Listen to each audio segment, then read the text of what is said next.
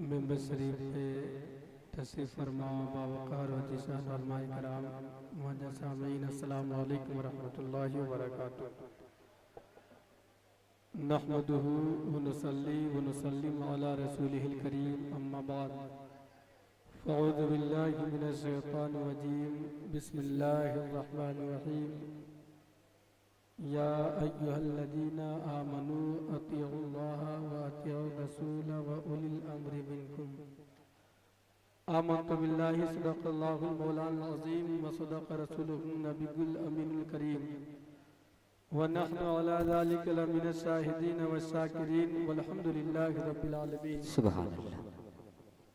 बादए तौहीद के मतवालों, शमे रिसालत के परवानों, गौसे आज़म के दीवानों, जनाब हज़रत अहमद मुज्तबा मोहम्मद मुस्तफ़ा सल्लल्लाहु ताला अलैहि वसल्लम की बरगाह बेकस पनाह में झूम झूम कर अक़ीदत व मोहब्बत के साथ दुरूद पाक पढ़े। अल्लाहुम्मा सल्लि व सल्लिम अला सय्यिदिना शफ़ीअना मौलाना मुहम्मदिन मुअद्दिल जुद वल करम व अला आलिहि बारिक व सल्लिम। सल्लु अलैहि सलातम व सलामुन अलैका या रसूलल्लाह सल्लल्लाहु ताला अलैहि वसल्लम। सरकार आला हजरत अजीमुल बरकत इमाम अहमद रजा खां फाज़िल बरेली अलैहि रहमतुर रिज़वान इरशाद फरमाते हैं, अल्लाह की सरताबा कदम शान है ये, अल्लाह की सरताबा कदम शान है ये, इंसान है इंसान ओ इंसान है ये। कुरान तो ईमान बताता है इन्हें, कुरान तो ईमान बताता है इन्हें, ईमान ये कहता है मेरी जान है ये, ईमान ये कहता है मेरी जान है ये। बस ये शेर को जहन में रखे और मुख्तसर में बहुत कम वक्तों में दो चार बातें आप समाप्त करेंगे इंशाअल्लाह। ये महफिल पाक इदारे शरिया कॉन्फ्रेंस के हवाले से जो शहर पलामू में जिसकी सख्त ज़रूरत थी, जिसकी हम कमी महसूस कर रहे थे, बेफज़ल ताला इदारे शरिया के बैनर तले वो कमी को पूरी कर दी गई। ये सख्त ज़रूरत थी जिसे हम समझे कि इस्लामिक कोर्ट की सख्त ज़रूरत थी, जो बेफज़ल ताला इदारे शरिया के बैनर तले अल्लाह ने हमें वो चीज़ अता कर दी। और 3 मुईनुल काजी जिसमें हजरत अल्लामा मौलाना सैयद मुफ्ती सबीहुल हक कादरी साहब किबला, दूसरे में हजरत अल्लामा मुफ्ती मुजीब साहब किबला, तीसरे में हजरत अल्लामा मुफ्ती ज़हीर अहमद साहब किबला। ये 3 काजी मुकर्रर हुए और अब बहुत काबिल मुबारकबाद है कि यहाँ के मुसलमानों ने, नेवरा के जवानों ने ये समझा कि इस्तक़बालिया तौर पर है ना, इसको कुछ हम करें और मोहब्बत को जाहिर करें कि वाकई में अब हमें दौड़ने की ज़रूरत नहीं है, अब कहीं हमें भागने की, थाने और जगह जगह डंडे पैसे खर्च करने की ज़रूरत नहीं है, बल्कि हम इस्लाम के अहकाम को हम हासिल करेंगे, दिलो जान से उसके हुक्म को हम मानेंगे। तो इसकी सख्त ज़रूरत थी। जैसे आप देख लें कि थाना से लेकर कोर्ट तक सबसे ज़्यादा तलाक का मसला हो, खुला का मसला हो, आपस में झगड़े के मसले हो, ये सब हल नहीं हो पाते थे। कितने लोग चले गए इस हल में, मसले में, और कहीं पैसे, कहीं पे कुछ तो केस लड़ते लड़ते वो खत्म हो गए, फिर औलाद उनका वो लड़ने लगे। इसका हल, एक रास्ता, एक तरीका जो इस्लाम ने रखा। अल्लाह फरमाता फला व रब्बिका ला युमिनूना हत्ता युहक्किमूक, ऐ महबूब तेरे रब की कसम, तुम्हारे रब की कसम कि वो शख्स उस वक्त तक मुसलमान नहीं हो सकता जब तक कि आपस के झगड़े में आपके हुक्म को न मान ले। आपस के झगड़े में जो झगड़े उसको हुक्म को ना मान ले तब तक वो मुसलमान नहीं हो सकता, वो मोमिन नहीं हो सकता। तो ये जो आपस के झगड़े हो, तो ये हुक्म मुस्तफ़ा और हुक्म खुदा कौन पेश करेगा? उसके लिए काज़ियाने शरीयत है। इसी के लिए काजी को मुकर्रर किया गया कि ताकि वो हुक्म शरा को बयान करे और इस तरह से वो बयान करे, क्योंकि नबी ने फरमाया कि हमने किसी को दौलत का वारिस नहीं बनाया, बल्कि नबी का वारिस जो इल्म वाले होते उन्हें बना के छोड़ा। नबी ने आबिद को वारिस नहीं कहा कि नमाज पढ़ने वाला मेरे वारिस है। नबी ने फरमाया कि अल उलमा वरसतुल अंबिया, ये उलमा जो है ये नबी के वारिस होते हैं। अच्छा, ऐसा क्यों? इसलिए कि आबिद को नहीं कहा, जो नमाज पढ़ने वाला हो, तकवा इख्तियार करने वाला हो, उसे नबी ने वारिस नहीं फरमाया। क्यों? इसलिए कि एक आबिद जब इबादत करता है तो उसकी जात को फायदा देता है, वो अपने ही तक महदूद रखता है। लेकिन आलिम को इसलिए नबी ने फरमाया कि मेरे नायब होंगे, जो मेरे वारिस होंगे वो आलिम होंगे, क्योंकि आलिम जो है वो जो है अपने जात को फायदा कम पहुंचाता है, लेकिन कायनात को ज्यादा फायदा पहुंचाता है। उनसे जो है सारे लोग फायदा हासिल करते हैं। यही वजह है कि आलिम को हर जमाने में और हर जगह पे आलिम की जरूरत पड़ेगी। याद रखिए, यहाँ भी हम मोहताज हैं उलमा के, और हम महशर में भी मोहताज होंगे उलमा के, और हम जन्नत में भी मोहताज होंगे उलमा के। नबी फरमाते हैं हदीस में कि पुलसिरात पर जब आबिद और आलिम दोनों जमा होंगे तो उस वक्त जानते हैं फरिश्ते कहेंगे आबिद को कि पुलसिरात पार करके जन्नत में चला जा, नाज़ो नेमत के साथ जा, जन्नत में रह। लेकिन जब आलिम पुलसिरात को पार करने वाला होगा, जब पार करने लगेंगे तो फरिश्ते कहेंगे कि आप तन्हा जन्नत में ना जाए, बल्कि कुछ लोगों को साथ जन्नत लेके जाए। चला आलिम की जरूरत, उलमा की जरूरत यहाँ भी है, उसके उनके मोहताज हम यहाँ भी हैं वहाँ भी हैं, बल्कि जन्नत में भी आलिमों की जरूरत पड़ेगी, हम वहाँ भी मोहताज होंगे। तो ईमान वालों याद रखे, आलिम को नबी ने फरमाया ये मेरे नायब है, तो अल्लाह उसके रसूल के हुक्म का कौन बयान करेंगे? यही उलमा करेंगे। और इस्लामी अहकाम जब ये बयान करेंगे तो हमें दिलो जान से उसको मानना फर्ज है, दिलो जान से माने। आज जो है कितने जो है घर बर्बाद हो गए, कितने घर तबाह हो गए, कितनी बस्तियां उजड़ गई। इसकी वजह क्या है? क्योंकि हमने फैसला कुरान और हदीस के मुताबिक नहीं लिया। हमारे पास जो है फैसले करने वाले नहीं मिले, जिसकी वजह से आज हम परेशान हैं। और आलिम की शान यह है कि याद रखें कि वह आलिम, जो बड़ा आलिम वही होता है जिसको फिक़ह पे गहरी नजर हो, जिसको अहकाम दीन पे गहरी नजर हो, वो रखता हो, चाहे विरासत का मसला हो, चाहे औलाद का मसला हो, चाहे तो जमीन और जायदाद का मसला हो, चाहे तो जाती तौर पे चाहे तलाक और खुला का मसला हो, चाहे निकाह का मसला हो, हर मसले पे उसको अगर गिरफ्त है तो याद रखे नबी फरमाते ये बड़ा आलिम है, ये बड़ा आलिम है। और ऐसे आलिम की खिदमत करनी चाहिए। चाहे जिस तरह से आज हम क्या समझते हैं कि आलिम का हम हकीर समझने लगे, उलमा को हम जो है कमतर समझने लगे, जिसकी वजह से आज हमारा घर जो है बर्बादी की तरफ है, हमारी नस्ल तबाही की तरफ है। लेकिन नबी फरमाते हैं हदीस में कि अगर कोई आलिम दीन है और उस आलिम दीन को कोई एक दिरहम पैसा दे या तो पेट भर खाना खिलाए तो अल्लाह उसे 2 इनाम नवाजता, 2 इनाम अता करता है। जानते हो 2 इनाम क्या है? नबी फरमाते हैं कि अगर किसी आलिम को कोई पेट भर खाना खिलाता है या 1 दिरहम उसे पैसा देता है तो याद रखे अल्लाह उसे 2 इनाम अता करता है। वो 2 इनाम क्या है? नबी फरमाते हैं कि उसकी नस्ल यानी उसके औलाद होंगे तो याद रखना वो नेक साले होंगे। सुभान अल्लाह। अब चाहिए कि आवाम को चाहिए कि अपने औलाद को नेक साले बनाना चाहता है तो आलिम को खिदमत करे, आलिम से मोहब्बत करे। और दूसरा इनाम यह है, नबी फरमाते कोई आलिम को खिदमत करता है तो याद रखे दूसरा इनाम यह मिलेगा कि अल्लाह तबारक व तआला उस बंदे को बगैर हिसाब व किताब के जन्नत में दाखिल फरमाएगा, बगैर हिसाब व किताब को जन्नत में जाएगा। ऐ ईमान वालों जरा गौर करिए, खुदा की कसम आलिम का मर्तबा क्या है। लेकिन आज हमारा घर, हमारी बस्तियां जो तबाह हो रही है किसकी वजह से? क्योंकि हमारा फैसला कुरान और हदीस के मुताबिक कोई बताने वाला नहीं है।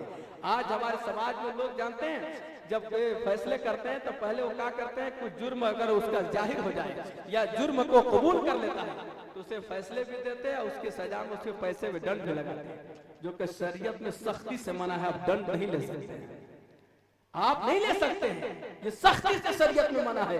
लेकिन बताओ कोई ऐसा गांव है कि बाकी आज हमारे फैसले जो होते हैं आलिम को अलग करके होते हैं।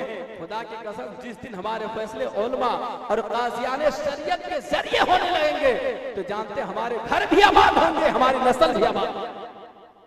लेकिन इसी की जरूरत थी जो पलामू में इदारे शरिया के बैनर तले, वो कमी पूरी हो गई। सुभान अल्लाह। इसी के इस्तेकबाल में नेवरा के मुसलमानों और बिलखुसूस नौजवानों ने यह सजा या इस्तेकबाल या तौर पर हम काबिल मुबारकबाद उन्हें देते हैं कि मुबारकबाद के काबिल है। अल्लाह ऐसे नौजवानों के हौसले को बुलंद फरमाए। आप सभी हाजिरीन को अल्लाह हाजिरी को कबूल फरमाए। तो आलिम का मर्तबा बहुत आला है।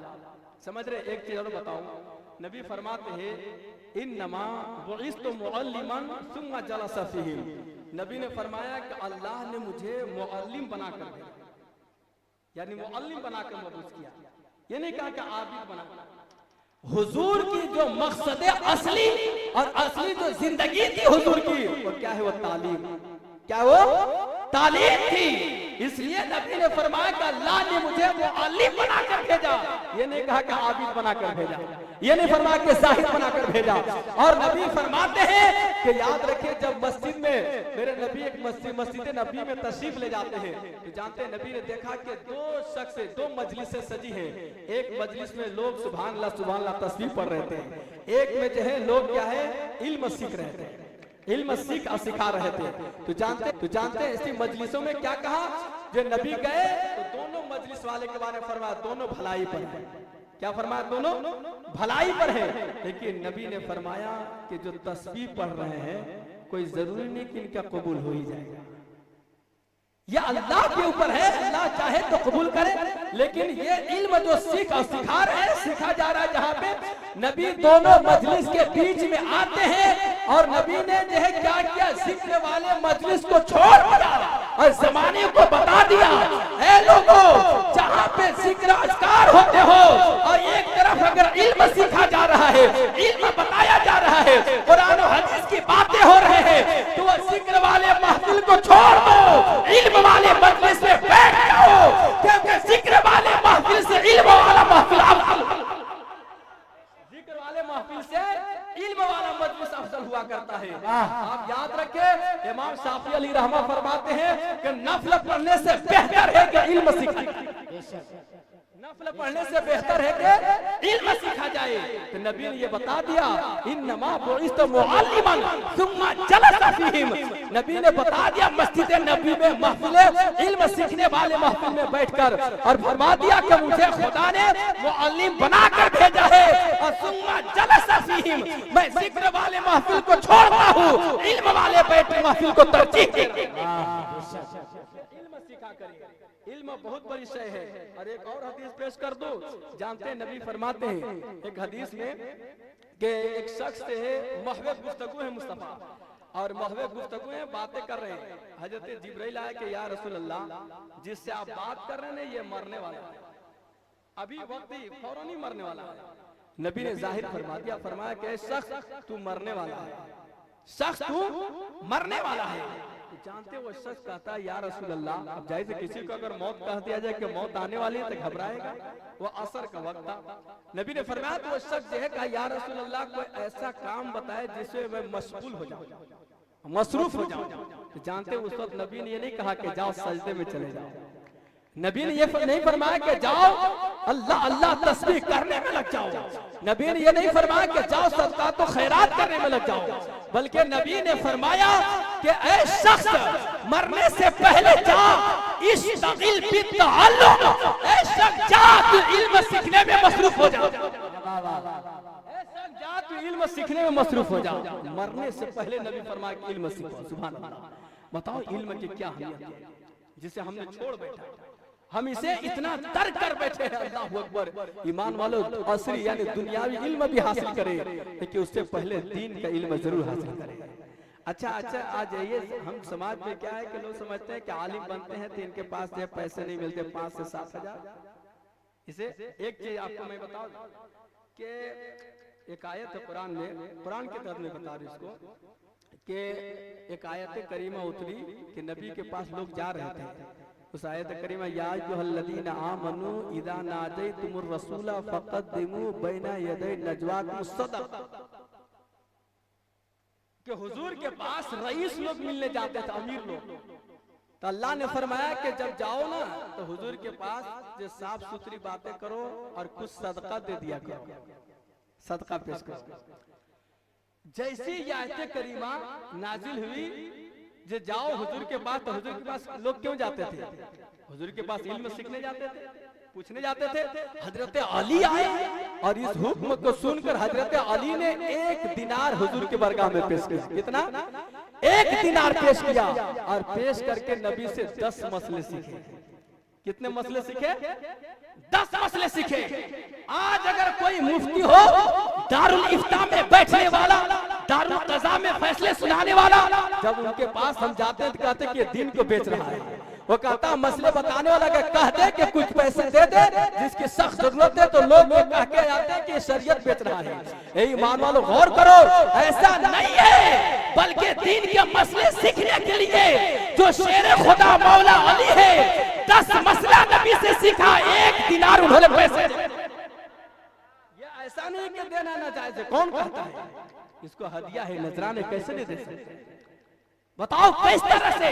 लेकिन आज हम एहसास से कम तरीके के शिकार क्यों हो चुके हैं? क्योंकि एक आलिम को जब हम देखते हैं उसका घर जो है बिल्कुल उस लायक नहीं है, जैसा रईसों का घर है, जैसे ओमरा का घर है, जैसे अमीरों का घर है। लेकिन याद रखो ईमान वालों कि हर जमाने में जहाँ पे ओलमा की जरूरत है वहाँ पे ओमरा की भी जरूरत है। जहाँ ओलमा होंगे वहाँ ओमरा अगर साथ दे दिए, अमीर लोग साथ दे दिए तो ओलमा कभी मोहताज नहीं होंगे। और जहाँ पे अमीर लोग होंगे अगर उलमा को साथ लेते हैं तो वो अमीर लोग भी मोहताज नहीं होंगे, हलाल और हराम को तमीज कर लेंगे। जरा सुनो, नबी ने फरमाया, एक मकाम पे फरमाया कि सहाबा बताओ कि सबसे बड़ा सखी कौन है, सबसे बड़ा देने वाला कौन है? तो जानते सहाबा कराम अर्ज करते वल्लाहु आलम व रसूलुहु, कि बेहतर अल्लाह जाने, अल्लाह के रसूल जाने।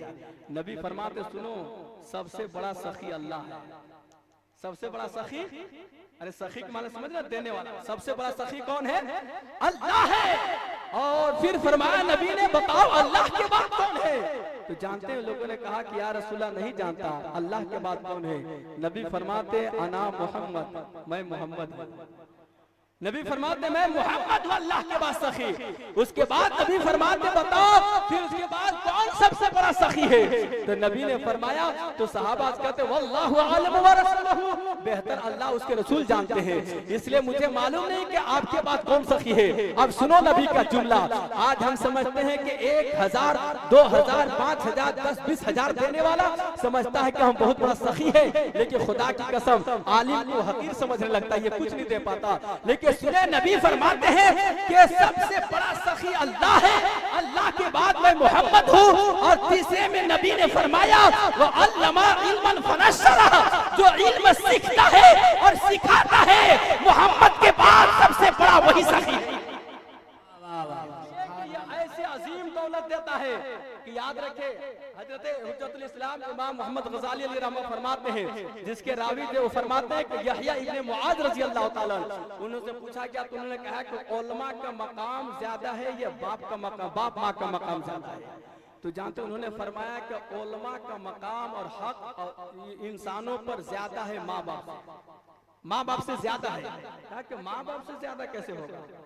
तो उन्होंने जवाब दिया कि सुनो कैसे है, कि माँ बाप से भी ज्यादा उलमा का हक कैसे है औलादों पे, इंसानों पे। उसकी वजह फरमाते कि इसलिए कि माँ बाप जो होते हैं वो औलादों को दुनिया की आग से बचाते हैं, और जो उलमा होते हैं वो उनकी औलादों को जहन्नम की आग से बचाते हैं, जहन्नम की आग से बचाते हैं। अब बताओ माँ बाप दुनिया की आग से बचा रहे, उलमा जहन्नम की आग से बचा रहे हैं। तो ये अजीम दौलत है या नहीं? बाप की दी हुई दौलत छीनी जा सकती है, बाप के दिए हुए मिरास से छीने जा सकते हैं, लेकिन याद रखना खुदा की कसम जो उलमा देते हैं क़यामत तक नहीं छीना जा सकता, बाकी रहा कर। नबी फरमाते फमन अकरमहुम फकत अकरमल्लाह व रसूला, कि बेशक नबी फरमाते हैं कि जिसने उलमा की ताज़ीम की उसने अल्लाह उसके रसूल की ताज़ीम की। सुभान अल्लाह। ये काज़ियान शरीयत जो मुकर्रर किए गए, तकर्रुरनामा में पेश किया गया था। आप काबिल मुबारकबाद है, हम भी तहे दिल से मुबारकबाद पेश करते हैं। अल्लाह ताला इन काज़ियान शरीयत को हर तरह से सेहत और सलामती के साथ इन्हें हिफाजत फरमाए और बिलखुसूस शरीयत पे साबित कदम रहकर और शरीयत का हकाम बयान करने की तौफीक अता फरमाए और अल्लाह इन सबों के सेहत के साथ लंबी उम्र अता फरमाए। और आप लोगों ने इस तरह से इस्तकबालिया तौर पर सजाया, अल्लाह ताला आप सबके हौसले को बेदार फरमाए, आपको घरों का बात फरमाए, नस्ल का बात फरमाए। वाखिर दवाना अल्हम्दुलिल्लाहि रब्बिल आलमीन। अस्तगफिरुल्लाह।